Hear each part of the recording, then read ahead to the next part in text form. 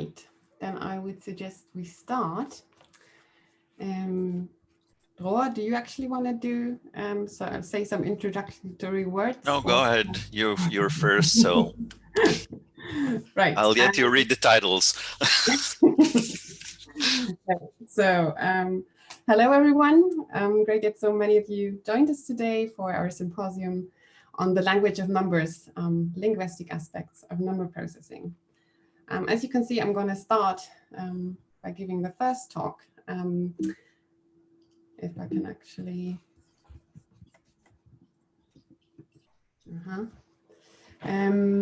So I'm going to start off today's session by talking about one particular linguistic aspect, namely phonological processing, and how this is associated with Arabic number writing. I want to mention right at the beginning that the study is a collaborative project with many colleagues from Brazil. Some of you aren't there, I already saw you, so good morning to you. Right, so generally speaking, learning the Arabic digit notation and with this the place value structuring principle of multi-digit numbers is one of the challenges children are confronted with in the first years of school. And to assess multi-digit number, but also place value knowledge, performance in the number writing task is often used, also called the transcoding task. You might be more familiar with this. And by sort of number writing, I am referring specifically to sort of hearing a number and writing it down in the Arabic digit notation. The number writing task seems to be a quite useful tool because performance in this task was shown to be related to future arithmetic performance. And I believe Silke will talk about this a bit more in a bit more detail later on. And also has been shown that it is of sort of diagnostic value in the context of math learning difficulties. So above and beyond looking into the overall performance, so the number of correctly written numbers or the number of overall errors that were committed by a child, looking into what kind of errors children commit can also lead to sort of additional insights into where their struggles might come from. And usually sort of most errors that they commit are not random, right? So they can be distinguished as sort of lexical errors or syntactical errors. There is other people that do a more fine-grained differentiation, but that's sort of the two main categories, you can say. And lexical errors occur when a digit is replaced by or maybe mistaken by another digit, whereas syntactic errors basically reflect more or less a direct translation from what you hear, a more or less direct translation of what the child hears rather than actually applying any specific place value rule or knowledge. So and then combinations or combined errors basically contain both a lexical and a syntactic error.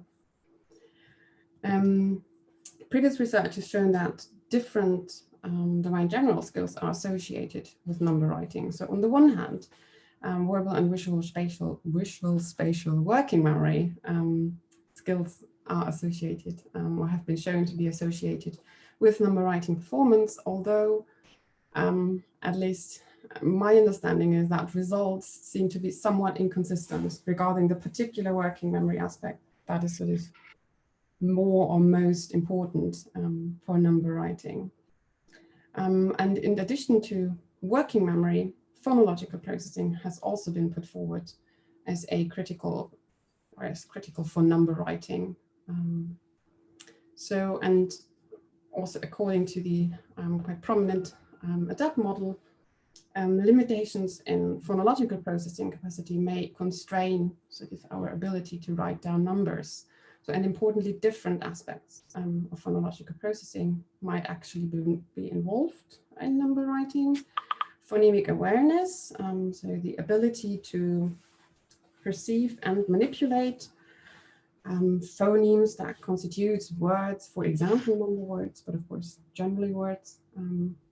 And phonemic awareness is probably best known as one key predictor in the context of dyslexia.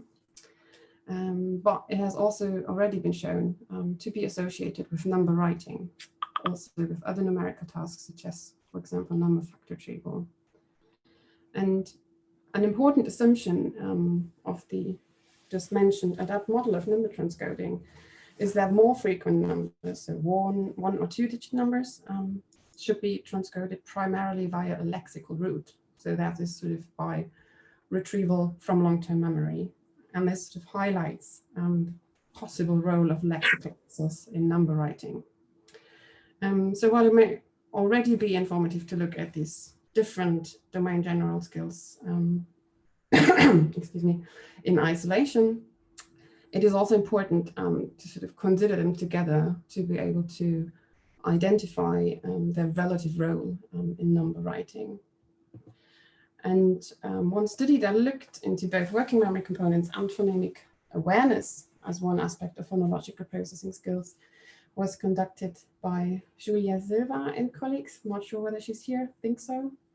And in this study, children were also were asked to do a set of tasks, including a backwards digit span task to measure verbal working memory, a backwards Corsi block task to measure visual spatial working memory, and a phonemic elision task measuring phonemic awareness, and of course a number writing task, amongst others.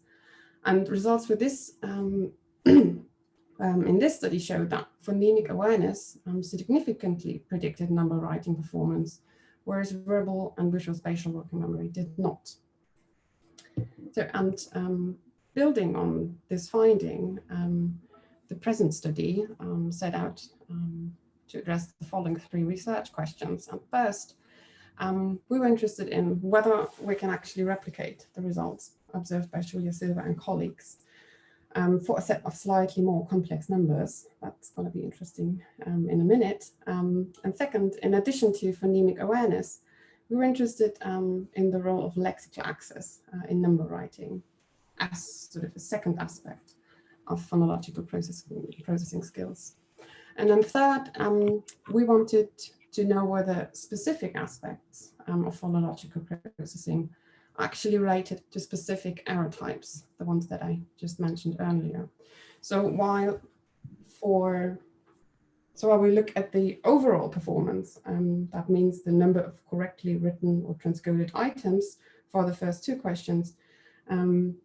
For the third research question, we look at the predictive value of working memory aspects and phonological processing aspects for lexical, syntactic, and combined errors separately, with the idea that looking at these specific error types can be informative regarding sort of the underlying processes of number writing, and also regarding specific domain general deficits that prevent children from correctly writing down a number to dictation. And in particular, we were expecting that phonological processing skills should be primarily associated with lexical errors, and that working memory skills should be more relevant for the syntactic errors that children committed. So this is the sample that we used. It was 357 children, more or less 9 years old. And the data was collected in Brazil on 2 sites in Belo Horizonte and Porto Alegre. The tasks that we used were very similar to the ones used in Lopes Silva and colleagues 2016, with 2 important differences. As I mentioned before, the number writing task was slightly more difficult, so we had more 3- and 4-digit numbers included, which makes it more complex. And we added examples of specific interest. We added a lexical a task to measure lexical access, which is a REN task using digits, a rapid automized naming task. So what did we actually find? Could we replicate the findings from the previous study? Well, partly. Importantly, phonemic awareness was again a significant predictor for number writing performance. That was good to see. However, whereas visual spatial working memory was not a significant predictor in the previous study, it was highly significant in the present study. Well, highly significant in the present study. And one potential explanation is, and I kind of pointed to this already, or maybe that the numbers used in the present study were more complex than the ones used in the previous study. Regarding our second question, considering sort of the role of lexical access, not phonological access. Considering the role of lexical access in number writing, sort of we added lexical access to the regression model, and turns out that this actually led to the exclusion of phonemic awareness as a predictor, which was a bit odd. And then thirdly, regarding the third question, we looked at whether specific aspects of phonological processing are related to specific error types. And indeed, results show that while phonemic awareness and lexical access are significant predictors for lexical errors, visual spatial working memory and phonemic awareness were associated with both syntactic and combined errors. So here you can see on the left side is the lexical errors, the syntactic errors, and the combined errors. So to conclude, first thing, maybe different domain general skills, namely working memory and phonological processing skills, play a role in number writing and should be considered concurrently, I would say, when trying to disentangle sort of the prerequisites in multi-digit number writing. And second, we were able to corroborate the previously observed association of phonemic awareness observed in Loughborough et al. 2016, but we also showed that different phonological processing components, a different phonological processing component, the lexical access, also contributes to number writing performance.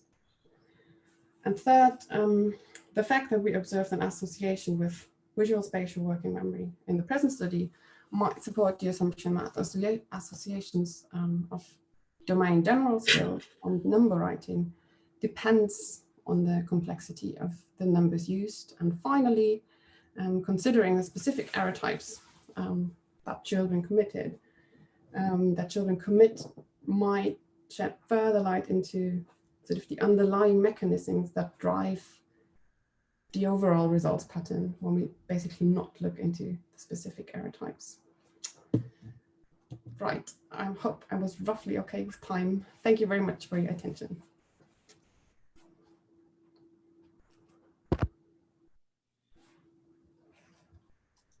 Super impressive and perfect on the timing.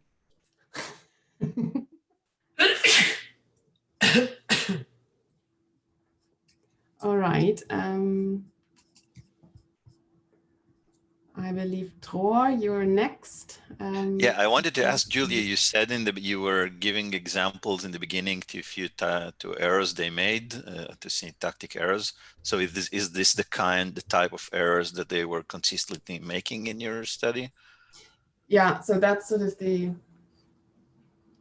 errors that you usually see. Of course, there is some that would not necessarily fall into these categories, but I would say most of them. That's also from other studies, it's my impression, but happy if others have further comments on sort of specifics or something. Or why are you asking? I was just wondering which kind of errors.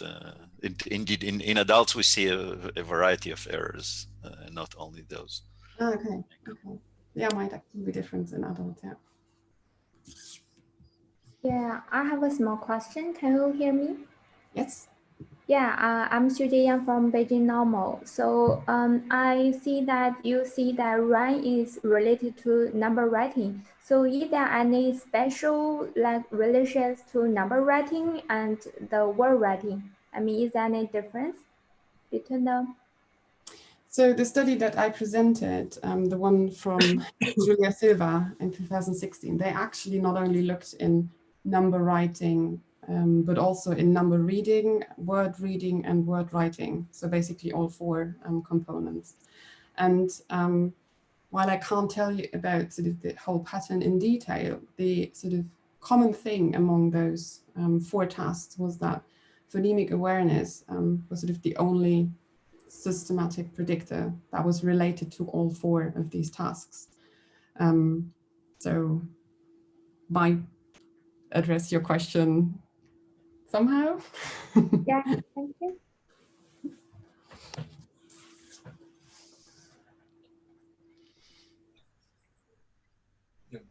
Okay. Shall I go on? Sure. Okay. You see my screen? Yes. Cool. My name is Dror. I'm from Tel Aviv University, and very glad to be here. I'll start, so not to forget people at the end, I'll start by showing all the students who participated in the projects that I will talk about. And I'm going to talk about number syntax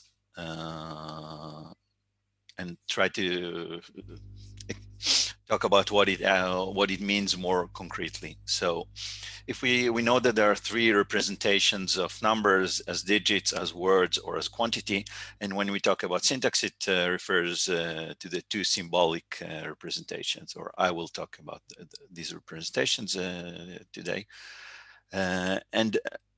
A basic definition of syntax is pretty much like what Julia described earlier. So when we talked about lexical processing, we mean the processes that handle single digits or number words, and syntactic processing handles the relations among these elements. And I know that this definition is a bit vague, but I hope that by the end of the talk, I can make it a bit more concrete, or at least parts of it a bit more concrete. But first, I want to ask, why is this important at all? Why is it important to talk about syntax? So from theoretical perspective, obviously, we want to understand how we process numbers and how it works. But it also seems important from a practical aspect, let's say, because processing syntax looks like a cognitive challenge. If we look at how people read numbers aloud, so suppose you see this number on paper and you need to say 1,234, then we can distinguish, as Julia described earlier, between lexical errors. In this example, the guy said 5 instead of 4, and syntactic errors. So this is a different example. Julia gave one example here. There is a mistake in the number of digits in the number. He said it has a 5-digit number instead of a 4-digit number, which it actually is. And if we look at how adults, typically developing adults without cognitive disorders, read numbers, then we saw that they don't make that many errors, but still they make more syntactic errors than lexical errors. So it looks a bit more difficult. And we also looked at cases of people with dysnumeria. It's like dyslexia, but for numbers, number reading disorder. So here we looked at 23 people with dysnumeria, and about 20% of them had lexical deficit. So their specific locus of deficit was in a lexical mechanism, whereas each and every one of them had a syntactic deficit. So this looks kind of important, this syntactic processing here. I will talk about the syntax specifically of words, and I will leave digits to another day, maybe. And I want to ask 2 questions. First, is there an explicit syntactic representation? So not only just some process that produces syntax as a byproduct, but really an explicit representation of the number syntax. And spoiler alert, the answer is yes. What does this representation look like? And I will describe 3 different experiments to look into this. The first experiment is a paradigm that we call syntactic chunking, and the idea is as follows. I ask you to repeat, I say a series of number words and I ask you to repeat them. So if I say 39, you need to say 39, and if I say 9, 30, you should repeat the same sequence. And let's see if it works in this Zoom. Can you try to think which of these 2 looks easier to you, and use your Zoom stamps to stamp the easier one?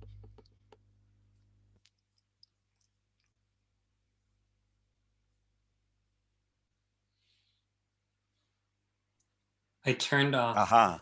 annotations, so no one can. You turned off. All right. Sorry They about cannot that. After annotate. our disastrous Zoom bombing, I decided annotations were best to keep off. Okay, so it's like my kids' school, where all the kids put stamps all along the presentation.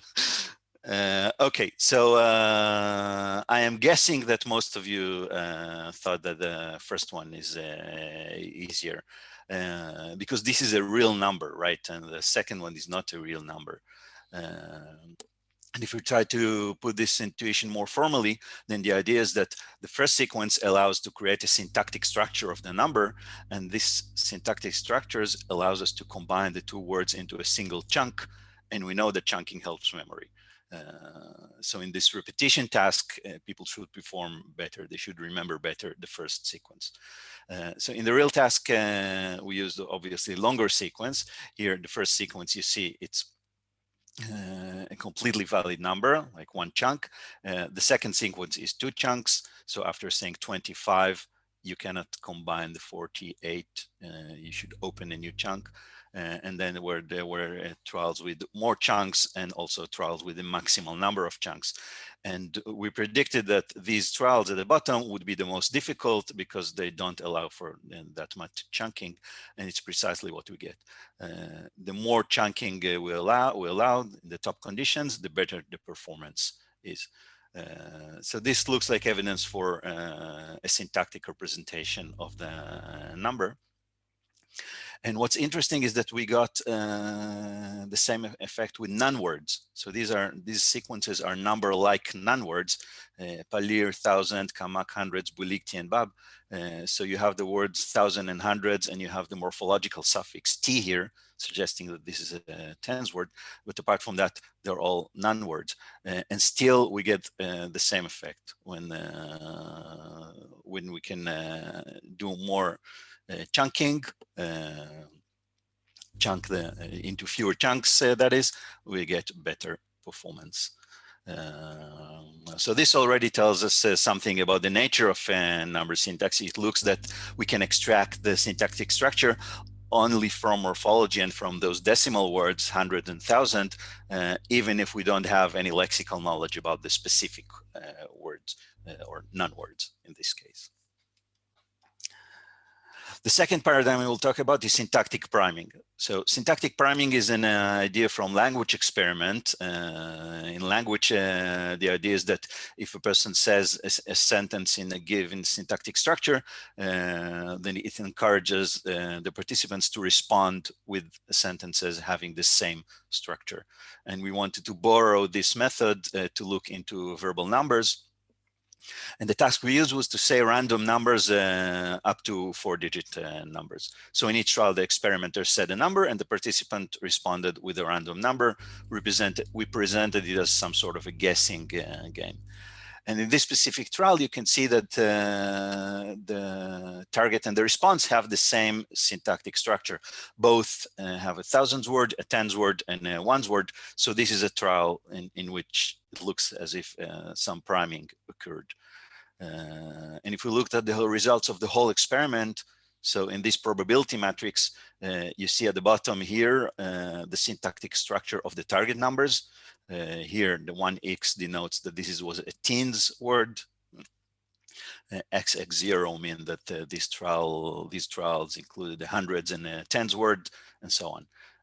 And here on the left, you see the syntactic structures of each response. And the diagonal represents the trials in which priming occurred, that is, in which the response and the target had the same syntactic structure. And you can very clearly see that there is very high probability for the diagonal here, and it is statistically significant. So again, this looks like there is some explicit representation of the number syntax, which was carried from the target that I heard to the response that I said. We also looked here too a bit more deeply into the effects, and we asked which specific words are primed. So in each trial, we can identify the first, second, third, and fourth word. In the yellow trial, there are 4 words. In the green trial, there are only 2 words. And a priming of the first words means that if the green trial, say, had 100 words, then the participant also said 100 words in the response. And we see a very strong priming effect for the first word, and the priming effect declines for additional words. Also, when we control for the specific lexical class of the words. And our best explanation to this pattern goes again back to what Julie described earlier, is the involvement of working memory. So the idea is that representing the syntax of numbers, not just the words, but even the syntax itself requires some working memory resources. So with each additional word, it becomes more difficult, of course. The last task that we used is number writing. And this task was intended, we used it to examine a very specific hypothesis that the representation of number syntax is hierarchical, similar to how we represent the syntactic structure of sentences. So we know that for sentences, there is sort of this tree-like representation. And here the idea is that for verbal numbers too, when we want to merge words into a single syntactic structure, so first we merge the ones and tens words, so here the 40 and 8, and only then they merge with the 100 words, and only then the two triplets merge together, and this creates this sort of hierarchical tree structure. And the way we tested it was to ask people to write multi-digit numbers to dictation. They heard the number and they said it, and they wrote it on a tablet so we could time the time gaps between each two adjacent digits. And the idea is that if there is really a hierarchical representation here, then it means that the units and decade digits would be very tightly coupled, but the decades and 100 digits would be less coupled because it takes a higher node in the tree to merge them. And these two digits would be the least coupled because it takes the top node to combine them. And in the writing task, we predicted that this would be reflected in the time gaps. So the more coupled a pair of digits are, the shorter the time gap between them should be. So we should have very short time gaps here in the green and the longest time gap between triplets. And this is precisely what we get in our results of writing. So this pretty much looks like a hierarchical syntax of the number. So to conclude, is there an explicit syntactic representation of verbal numbers? I hope that I managed to convince you that the answer is yes. And what does it look like? So we know we can extract it from morphological cues. We know that it seems to require working memory resource and that the representation is hierarchical. And I think that these sort of things are what we should mean when we talk about the syntax of verbal numbers. So I want to thank all my lab members and all the people, the students and the people who participate in this project. And thank you for letting me be here. Amazing, fantastic timing again. Thanks for being we're good timers. Great presentation. We have one request. Martin, do you want to jump on and ask your question? Okay, great. Excellent talk, Dror. I have a comment and a question. The comment first. So you did a study where people alternate back and forth doing this random number generation, and you showed a priming effect. This kind of paired or coupling in random number generation is of interest also to other researchers like Matthias Hartmann and John Tause. And Hartmann recently reported that the coupling is strong when the person has a high empathy score. Do you measure this as well? And do you find a modulation of this syntactic priming by the empathic ability of the participant? That's my... Interesting. I wasn't even aware of that. We were actually trying now to correlate the priming effects versus working memory measures. But I will be very glad to hear about this empathy score, and maybe we can feed that into. Okay. I'll be very glad to talk to you later and and hear more details about it. Okay. Thank you. For the sake of time, I will then also communicate with you about the other ideas I have. So thanks for the talk. Thank you.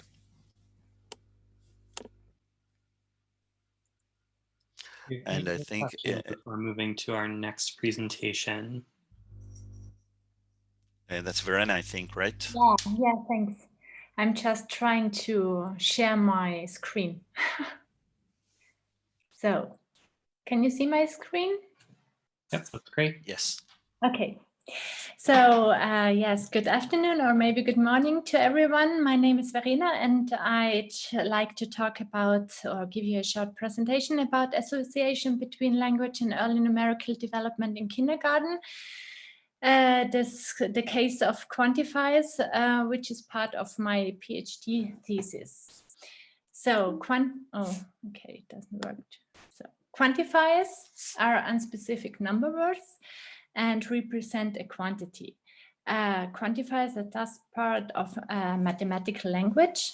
And what I want to explain is that mathematical language differs from our everyday vocabulary mainly in its complexity, which includes abstract concepts with mathematical meaning. Especially the quantitative aspect of mathematical language seems to play an important role in early mathematical development and helps to acquire mathematical knowledge, for example, cardinality understanding. Mathematical language and thus quantifier knowledge develops between 2 and 5 years of age.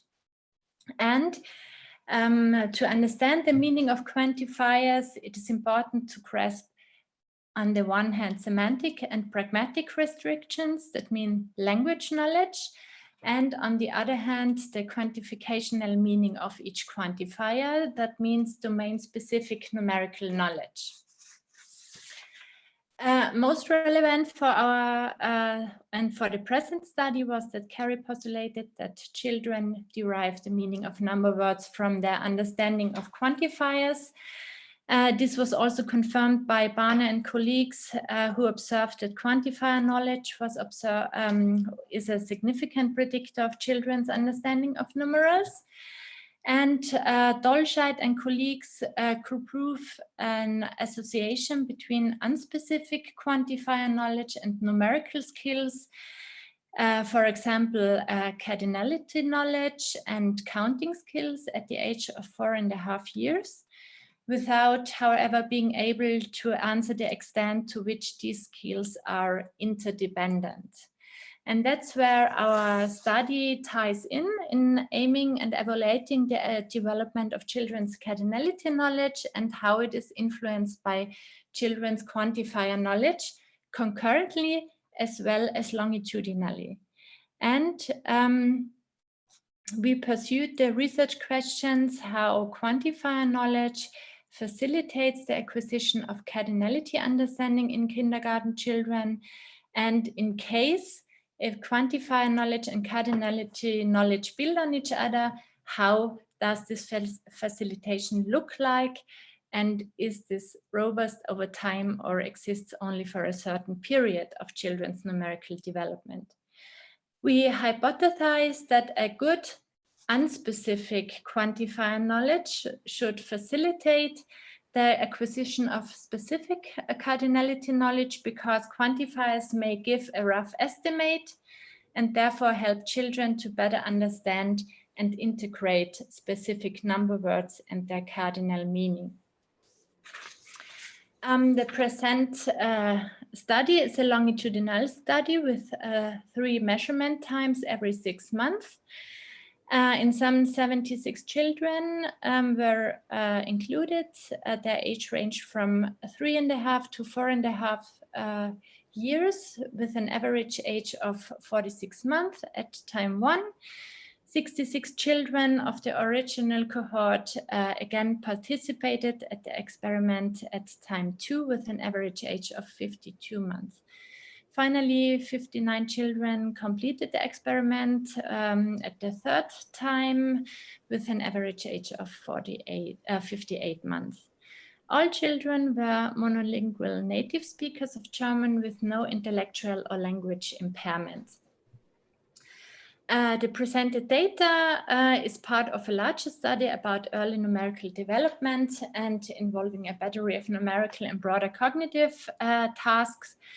The two relevant tasks for this study presentation are a given task assessing specific cardinality knowledge of numbers from 1 to 10, and a given task measuring unspecific quantifier knowledge. That means some, all, a lot, etc. Thereby, children had to take out to the quantifier corresponding number stones out of a box.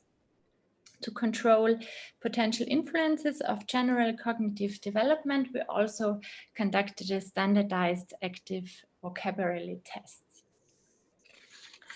The results to evaluate whether and to what extent cardinality knowledge and quantifier knowledge were associated over the 3 times. We correlated cardinality knowledge with quantifier knowledge. The left chart depicts the raw correlation pattern across all measurement times. There you can see that there is a significant correlation of cardinality knowledge across all measuring times. This implies that children with better cardinality knowledge at time 1 also had better cardinality knowledge at time 2 and time 3. Regarding the understanding of quantifiers, it's not the same picture. It's less straightforward. We did not find a significant correlation between time 1 and time 2. But we found between time 2 and time 3. Additionally, we find several significant associations between cardinality knowledge and quantifier knowledge, especially between time 2 and time 3.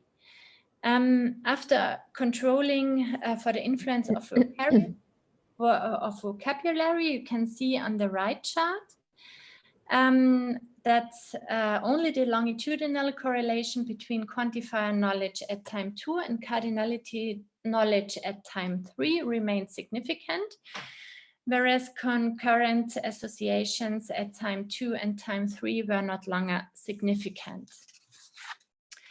To evaluate how quantifier knowledge influenced the development of cardinality knowledge between time 2 and time 3, we conducted a mediation analysis as proposed by Preacher and Hayes. And the left figure displays that the significant association between cardinality knowledge at time 2 and time 3 was no longer significant at after quantifier knowledge at time 2 was added as a mediator. This indicates a complete mediation of the association between specific cardinality knowledge at time 2 and time 3 by unspecific quantifier knowledge at time 2. We did the same analysis for cardinality knowledge as mediator on quantifier knowledge from time 2 and time 3. There's a result show that no mediation effect of the cardinality knowledge at the time 2 on the quantifier knowledge at time 3 was found.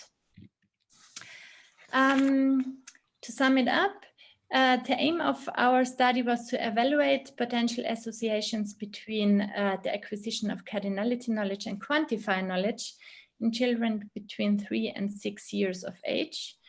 Results clearly indicate that children's cardinality knowledge correlated over all 3 measuring times.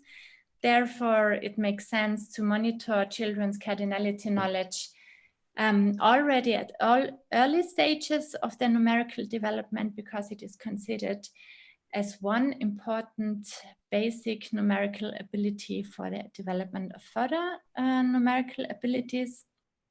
A little bit different is the picture in the case for quantifiers. We did not find any correlation between quantifier knowledge at the first and the second time. This may indicate that the development of quantifier knowledge is not linear, but may rather be influenced by other factors, such as general language development, for instance. And we only found this correlation between time 2 and time 3. we found several associations of specific cardinality knowledge and unspecific quantifier knowledge, in particular significant bidirectional associations between time 2 and time 3. Importantly, we observed that the association between cardinality knowledge at time 2 and time 3 was fully mediated by children's quantifier knowledge at time 2. Based on this result, it can be assumed that at this particular age, quantifier knowledge seems to facilitate further development of children's cardinality knowledge. So it is of great importance not only to look at specific cardinality knowledge, but as well as on quantifier knowledge at this age. In conclusion, our results provide convergent evidence on the importance of mathematical language for children's numerical development, at least at a specific age. Thanks to you for listening, and thanks as well for all participating kindergartens and children, and my colleagues, Dr. Silvia Pixner, Isabella, and Christina, and especially my PhD supervisor, Corbinian Möller. And thanks to Julia, Silke, and Dror for giving me the opportunity to participate in this symposium. Thank you.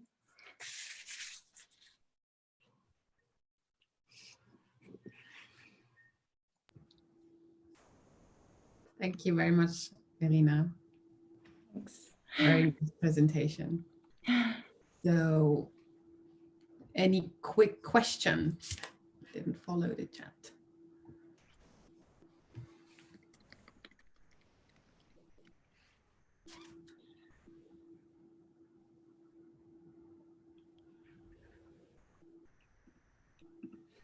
Right, so if you come up with a question for later, maybe we have 2 minutes. Okay, or you also have like 1 more minute maybe until Silke has shown her presentation. This is maybe our best timing yet, so we could have some time for questions at the end. Whoa.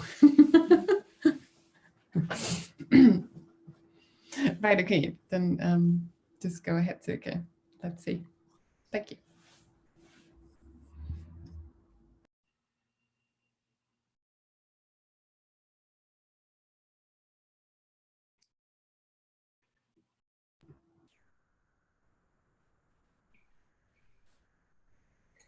Okay, can you hear me now?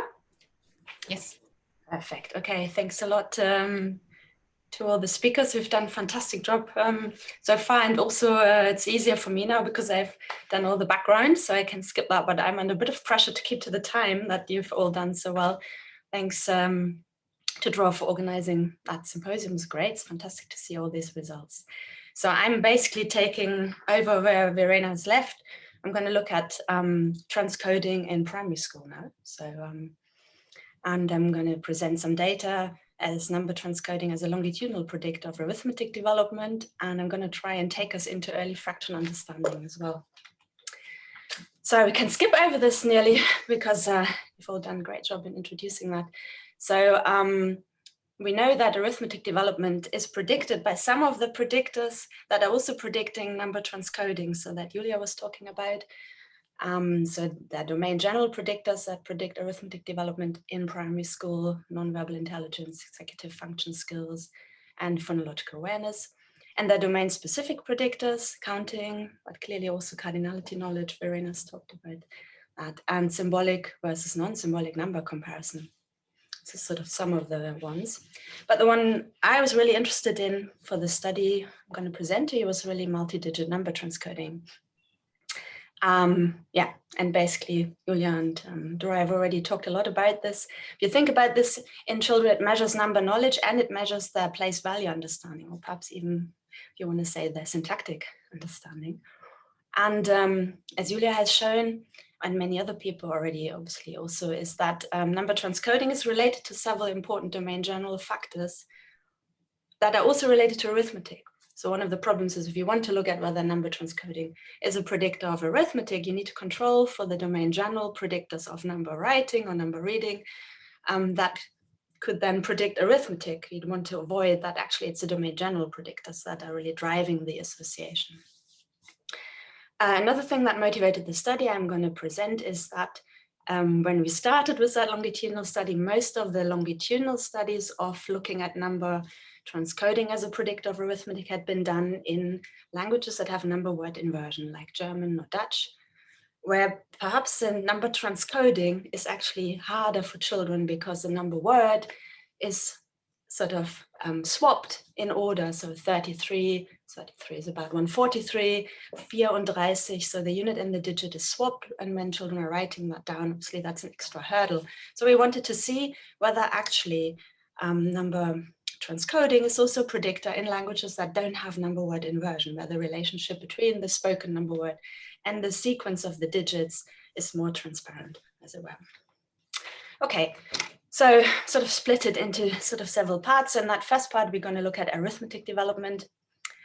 And the first question for that longitudinal study was, can we replicate the findings that number transcoding is a longitudinal predictor of arithmetic growth from year 1 to year 2 when we control for those domain general predictors that we know also predict transcoding? And then is number transcoding actually also a longitudinal predictor when we look from year 1 to year 3? Because perhaps it's just really important for that very first year in school, and once they get the hang of it, it's no longer important. So you can see we had 3 time points, 1 in each year, in year 1, in year 2, and in year 3. And in year 1, children were tested on a large battery of measures. We measured their nonverbal reasoning, their phonological awareness, their working memory. We measured symbolic and non-symbolic number comparison with a speeded paper and pencil tasks. So if people want to see the tasks, let me know, I can show them to you later. And we had 3 measures for number transcoding. We did number writing, number reading, and number identification. I'll show you this quickly in a minute. And we measured the arithmetic at time 1, at time 2, and at time 3 with a standardized test from the WIAT, numerical operations. And at time 3, we measured early fraction understanding. So that's really early. In the UK, they are learning some fractions in year 3. So for the number reading, we went up to 4 digits at time 1. And here you can see they just got a list and they had to read them out one by one, and we scored them as correct or incorrect. So in this talk, I'm only going to focus on number of correct items, but we obviously can also look at the errors. They got exactly the same digits in a separate session, presented as number words in a different order. And here you can see the booklet that they had. And we just used the images. They're quite young, so they need to help. They need help to keep to the rows. So for example, we'd just go from the top row down, but we would just say, please write 45 next to the chair. And then please write 29 next to the table, or something like this. And I thought you might be interested in seeing some of the mistakes. On the left-hand side, you can see a child is already doing quite well in year 1. And on the right-hand side, you see the errors. And you can see a lot of them are syntactic or rule errors, if you want to say. They haven't actually quite grasped the overwriting of the 0 here, for example. But as I said, we're just looking in this study at the number of correct items. Okay, so first question, what about is transcoding predicting the growth in arithmetic from time 1 to time 2? For that, we had tested in 11 schools around Yorkshire. I put a map up so you can see mostly around York, but we even managed to go to the coast in Whitby. And in the UK, children are in school when they're 5 to 6 years in year 1 and then 6 to 7 in year 2. Okay, I'll explain that to you, and then the results will be presented very similar for the other sort of questions as well. So what you can see on the left-hand side is the observed measures. So in the square boxes is the measures we actually used. So you can see we had 6 different comparison tasks. 2 were symbolic. These are the digits we manipulated far and close. And then we had dots, which were either ratios, 3 to 4 and 5 to 6, which were surface area controlled pairs. And then we had same size dots that were matched to the digits, which had far and close. And you can see then, this is a structural equation model. So basically you can see the ellipses are the latent factors. So this all loaded on 1 factor magnitude comparison at time 1. We had the 3 transcoding measures. This is number identification, where they actually had to match they had to choose. So they saw several Arabic digit forms and they heard one number word and had to choose the correct one.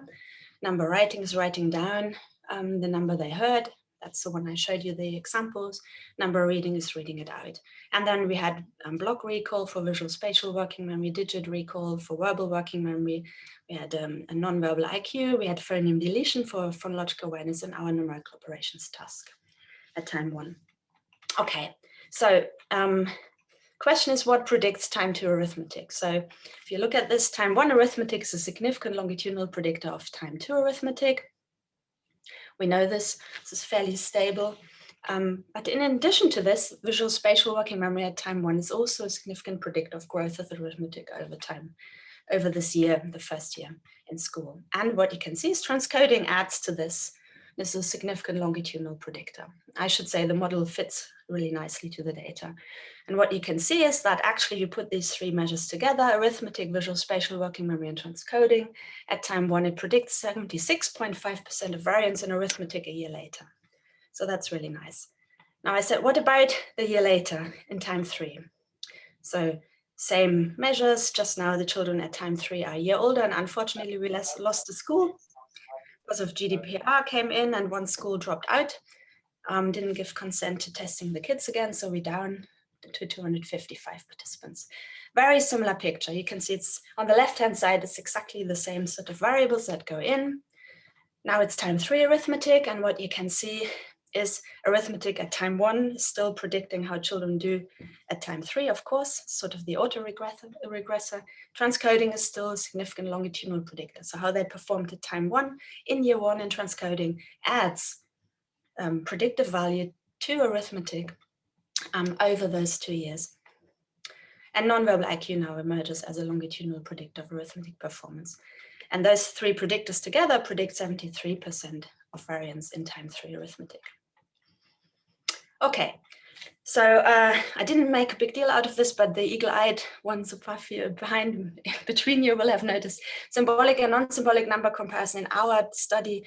In that paper and pencil version actually load on 1 factor. We tested the 2-factor solution and the 1-factor solution is better.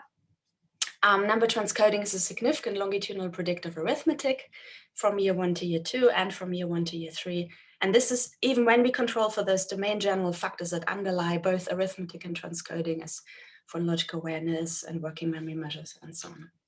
So that's quite nice. Okay, what about fraction understanding? I probably don't need to tell you this community how important fraction understanding is, and that obviously even adults struggle with this, and that difficulties emerge really early at this transition from whole number arithmetic to using fractions. And we know about the whole number bias, which is that we bias in our judgment of fractions by the value of the whole numbers, the components of the fraction, rather than the relationship of those components to each other. And that there's a debate about what the problem with fractions is and which numerical skills in early primary school might help children to lay the foundation for a fraction understanding. There's some research on possible predictors, so natural number understanding has been suggested, the ratio processing system, which we can't look at because we haven't measured it in this study, so I apologize, and conceptual and procedural understanding. What we were really interested about, what about multi-digit understanding? Multi-digit understanding really is about the notational understanding as well, and so perhaps that's similar to understanding and learning a new notation with fractions, new sort of how are these digits related in that notational change as well.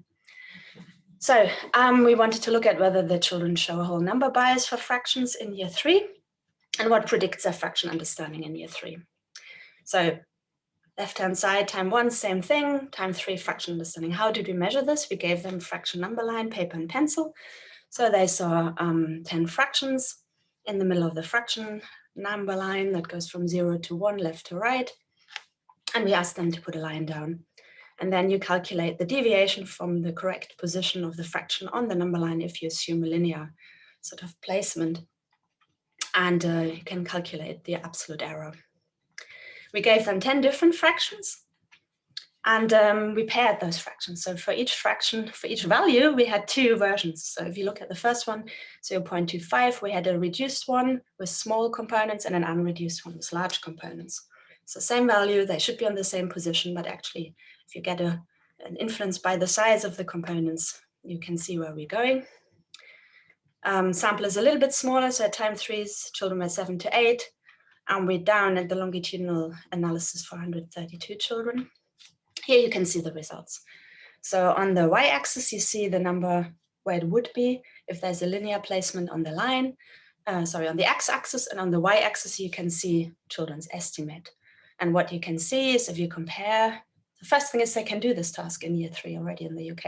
So you can see with larger fractions, they actually estimate them to be larger. But the second thing you can see is that there's an effect for the reduced versus the unreduced ones. So for larger components, they estimate them to be larger, even if it's the same value, except for 1/2. So there's a whole number bias. Now, if you want to see what predicts their performance on that task, so now we're looking at error. So the fraction number line is the more errors they make, the more that value. So the same predictors on the left-hand side, and what you can see is, can we predict how large the error is going to be? Number transcoding at time 1 is a significant longitudinal predictor of the error. The better their transcoding, the smaller the error. That's why it's negative. The same with nonverbal IQ at time 1. The higher their IQ, the smaller the error they're making at that time. And it predicts 47% of variance in that task at that time. Okay, so to summarize, we found children with a whole number bias, showed this whole number bias in year 3. Number transcoding in year 1 predicts this early fraction understanding, even when we control for these domain general skills at time 1. And I didn't show you this, but I can if you're interested. We also can add arithmetic at time 3 and conceptual knowledge at time 3. And number transcoding at time 1 still stays a significant longitudinal predictor above and beyond arithmetic at time 3 and conceptual knowledge at time 3. So to sum up, this really shows how important number transcoding is. And what we need to find out is really why. And it could be because it's a really good measure of the children's experience with number words. And that sort of comes back to Verena's sort of looking at kindergarten, and also perhaps the understanding of the number syntax, what Dror was talking about, and the multi-strings, the rules of transcoding and place value understanding, so the sort of understanding of the game. Okay, and I want to thank the schools and the children who took part, the people who have worked on this big team, the funders, and you for listening. And I'm not sure if there's time for questions. Certainly 1 or 2. I'll stop sharing my screen. Yeah.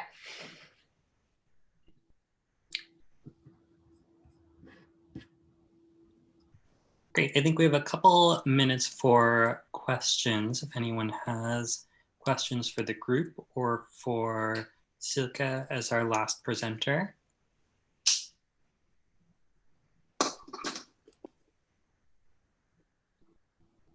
Well, I have one. I'm super curious about this sort of doing fractions in year 3 thing. So they are, how old are they? 8? Yeah. That's really sort of astonishing. You know, and also that's on the curriculum. Yeah, so it's on the curriculum. So, I mean, what I didn't mention is this is part of a study where we also have a parallel going on in Austria with the German-speaking children, where we're interested in the inversion and the effect on it. And we don't have the fraction data for the Austrian children because they don't learn fractions in year 3, although they're a year older, right?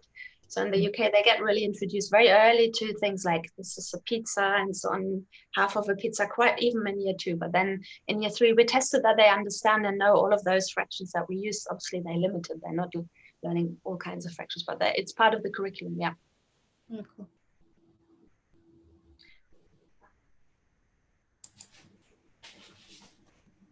I have one question too, Silke. Again, did you look at more, you mentioned previously all kinds of more specific patterns of transcoding. Did you try to examine which of the, if there are specific patterns that predict the arithmetic knowledge or the fraction knowledge, like specific aspects of transcoding?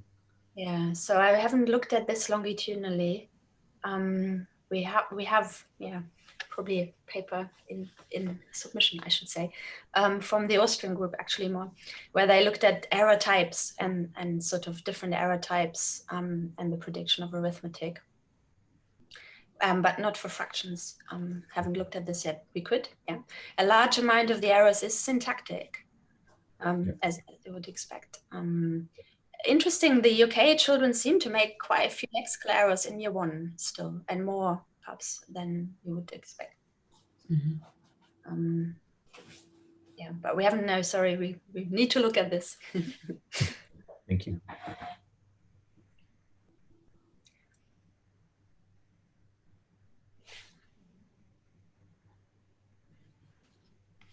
Okay, can I ask a question perhaps as well? If we're discussing the general one, Dror, I was wondering when you looked at your, I think it was the priming one, where you called it a word, but actually I was thinking, oh, it's 2 words. You had 2,000 or something like this. You remember the slide where you had that's word 1, that's word 2, and that's word 3. So I was wondering, how do you decide on what makes a word? Yeah. Well, and it's also different in Hebrew than we did in Hebrew, of course, which is slightly different. I don't have really clear proof that the hundreds and thousand words in Hebrew are single words. Phonologically, orthographically, they're written as separate words, like in English. Phonologically, I think they are single words. There is even some sort of morphological combination when you say the hundreds and thousands, but we didn't really test it systematically. So it's sort of an unproven assumption. Okay. Thanks. I think we might have space for future collaborations, cross-national collaborations, thinking about the role of language in numerical cognition when languages differ and when presentation of numbers differs and when there's different opportunities to say 20 and 1 instead of 21, as happens in English. So I think that could be potential future direction for a JNC special issue or something that might be a really interesting thing to advertise through the MCLS to gather people in kind of a replication and extension of existing work. Yeah. Also, it's very interesting to compare Eastern versus Western languages because of the grouping to 3 and 4. I think that sounds really interesting. Dror, would you expect, for example, the people who have number word inversion to show different? It's not quite 9:30. I know I saw Julia sort of when you're saying, oh, 9:30 is not quite, in German, it could nearly be a number word, right? You show a different what? I'm not sure I understand. So when you showed the priming, where you had the experiment where they had to do 39 or 9:30, and you showed that it's better. So actually, I spared you some of the details because of the time limit. Actually, half of the participants were Hebrew-Arabic bilinguals. And Arabic is like German. It also has inversion. And we did the experiment cross-language. So they heard the number in Hebrew and they said it in Arabic, and there was still a priming effect, even when they changed the language. So it really looks like something more inner and not just the surface form of the language. Cool.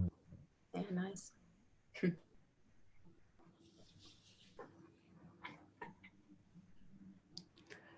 All right. Okay.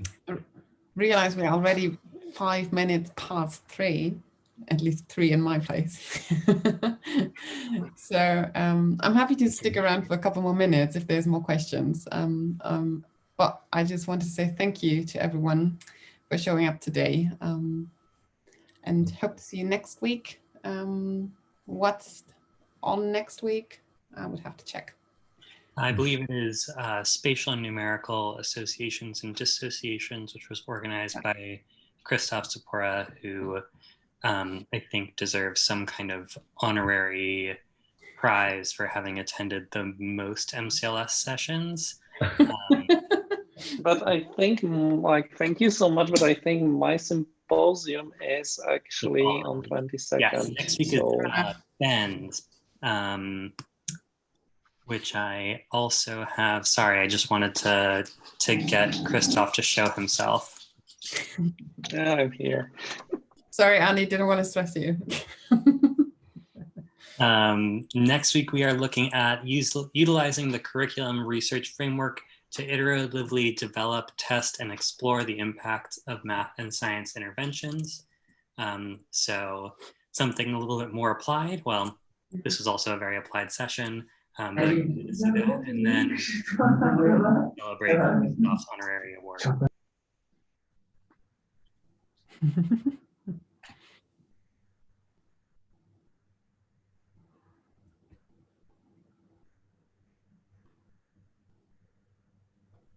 Okay. All right, thank you so much. If anyone has any questions for the presenters, I'm sure they'd be happy to stick around for a couple minutes. I will post these, the video today on the MCLS YouTube channel. I also need to find the best way to post the live transcriptions so that they are accessible. But thank you, have a fantastic day, have a fantastic weekend, and we'll see you all next week. Thank you. Thanks. Bye-bye. Yeah.